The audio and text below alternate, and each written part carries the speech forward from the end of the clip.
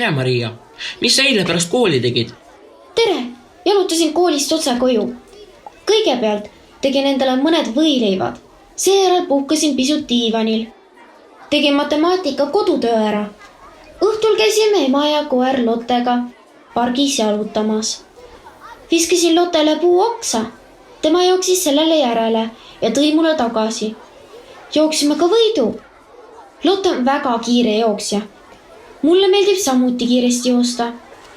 Mida sina tegid? Mina sõitsin bussiga koju.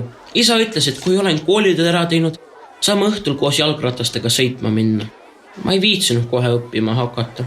Hakkasin hoopis arvutis mänge mängima. Alles õhtul tuli meelde, et meil oli matemaatikas kodutöö teha. Kas sa siis rattaga sõitma ei jõudnudki? Kahjuks ei jõudnud. Isa ütles, et pean ikka kodutöö enne ära tegema.